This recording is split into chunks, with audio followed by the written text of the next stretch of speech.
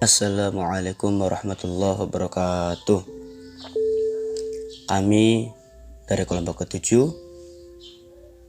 yang akan menerangkan tentang judul makalah Filsuf Martin Heidegger, Hans Georg Gadamer, dan Marcus Hercules yang beranggotakan oleh kami sendiri, Ahmad Sofi Maulana, NIM 2004 016 030, dan Muhammad Harisul Hikam, NIM 2004 016 07, dan Yusuf Bahruddin, NIM 2004 016 025. Martin Heidegger lahir pada tanggal 26 September tahun 1889 di kota kecil yang bernama Meeskirchbaden, Jerman, dan mempunyai pengaruh besar terhadap beberapa filosof di Eropa dan Amerika Selatan.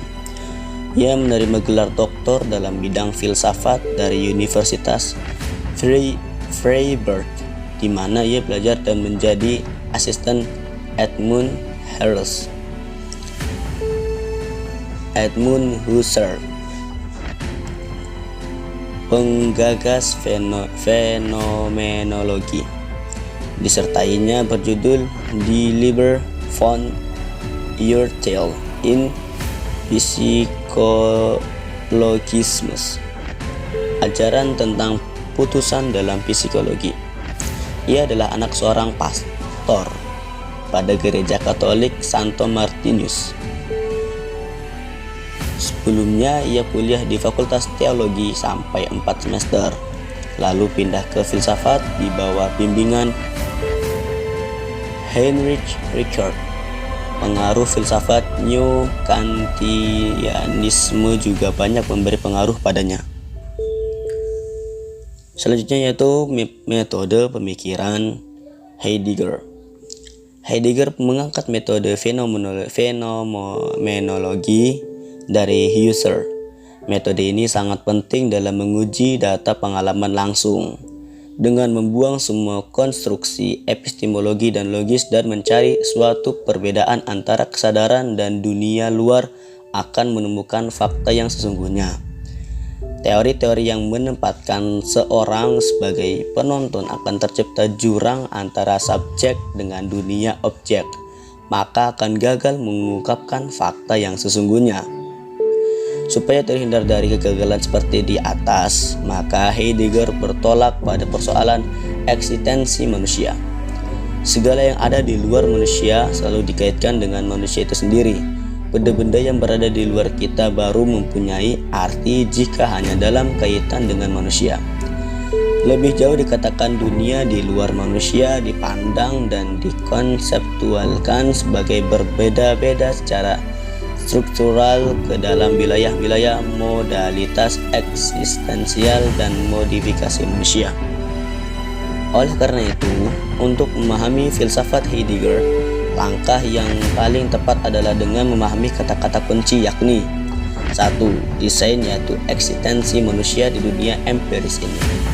2. Sein, yaitu beradanya benda-benda atau beradanya benda-benda things yang keberadaannya terletak begitu saja di depan orang atau disebut forehanded.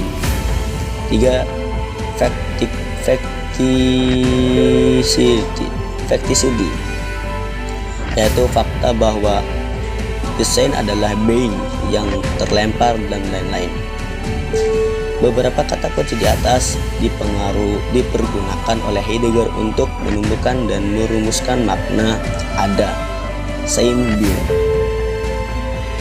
Karena bagi Heidegger dasar untuk menjelaskan ada itu adalah sein and being and time. Dua struktur dasar atau kategori ada ini dibahas dalam adanya manusia secara fenomenologis.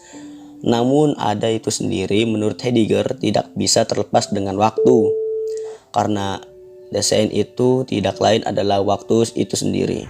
Waktu merupakan masa yang terdiri dari sekarang.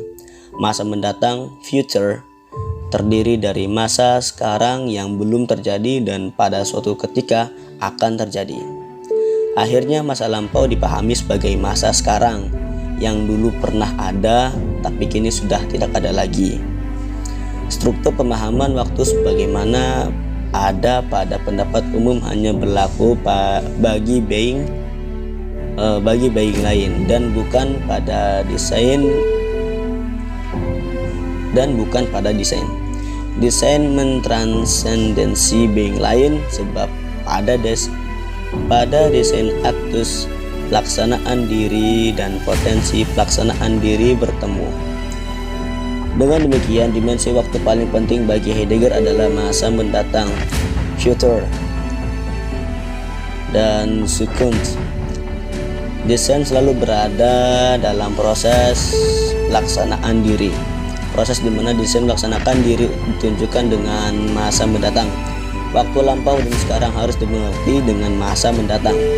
Waktu lampau dan sekarang harus dimengerti atas dasar waktu mendatang. Waktu adalah tahap-tahap yang tidak dapat dipisahkan antara masa lalu, sekarang, dan yang akan datang. Selanjutnya yaitu filsafat Hans-Gerd Gadamer. Hans-Gerd Gadamer lahir di Breslau, Jerman pada tanggal 11 Februari 1900. Pada saat yang sama ketika Friedrich Nietzsche meninggal dan Sigmund Freud menerbitkan bukunya tentang interpretasi mimpi. Ayahnya Johannes yang adalah seorang farmakologis mewujudkan ilmuwan yang ulung. Selama masa mudanya, Hans-Gerd mempelajari sastra Jerman, membaca Theodor Lessing, Søren Kierkegaard, dan bersentuhan dengan teks filosofis pertamanya. Kritik alasan murni Kant sangat menyayangkan ayahnya, yang adalah seorang profesor di Universitas Breslau. Hans-Gerd melakukan studi klasik, humanis, dan bidang filologis. Gadamer dikenal sebagai seorang penulis kontemporer dalam bidang hermeneutika yang amat terkemuka lewat karya monumentalnya Wahrheit and Method, Grundzüge einer philosophischen Hermeneutik, keberadaan dan metode sebuah hermeneutika filosofis menurut garis besarnya, telah menghantarkan dirinya sebagai seorang filsuf terkemuka di bidang hermeneutika filosofis. Terbitnya buku ini pertama kali terbit tahun 1960. Dalam bahasa Jerman dianggap sebagai salah satu kejadian penting dalam filsafat Jerman dewasa ini. Pada tahun 1965 diterbitkan cetakan kedua dengan suatu kata pendahuluan yang baru di mana Gadamer menjelaskan maksudnya dan menjawab sejumlah keberatan yang telah dikemukakan oleh sementara kritisi. Ditambah lagi sebuah lampiran, dan pada cetakan ketiga dari tahun 1972 masih ditambah lagi dengan suatu kata penutup. Buku ini kemudian diterjemahkan ke dalam bahasa Inggris dengan judul Word and Method, Peran dan Metode. Karya ini sekaligus merupakan contoh mengenai model penafsiran reproduktif dan penafsiran reproduktif, karena dari karya ini telah lahir ratusan artikel, puluhan buku dan disertasi serta makalah seminar yang khusus membicarakan berbagai dimensi buku Thought and Method. Lewat karya besar inilah Gadamer menjadi seorang pemikir hermeneutika historis paling ternama di abad ini. Marcus Aurelius, Imperator Kaisar Marcus Aurelius Antonius Augustus pada tanggal 26 April 121 sampai 17 Maret 180 adalah kaisar dengan nama Marcus Annius Catilius Servius. Dan pada pernikahan dia mengambil nama Marcus Annius Verus. Ketika naik tahta sebagai kaisar, ia diberi nama Marcus Aurelius Antonius. Marcus Aurelius adalah keponakan Antonius Pius dan anak ipar laki-laki Hadrianus. Karenanya ketika anak angkat pertama Hadrianus, Aelius Verus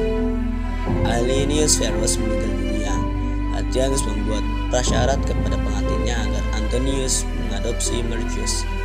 Saat itu namanya Marcus Annius Verus dan Lucius Verus, anak laki-laki Aelius Verus, dan mengatur agar mereka menjadi calon penggantinya.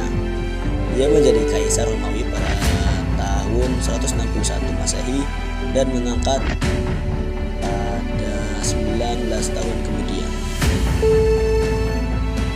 Nama Marcus Aurelius ini sendiri merupakan salah satu panutan dari filsafat Stoikisme. Dalam filsafat ini ada 3 nama yang berpengaruh, yaitu Marcus Aurelius, Seneca, dan Epictetus. Meskipun menjadi penguasa Romawi, Marcus merupakan pemimpin yang sederhana. Dia bahkan menghindari menjadi kaisar. Namun rasa tanggung jawab yang kuat mendorongnya bahwa dia punya kewajiban dan hal tersebut mau tidak mau harus dijalankan.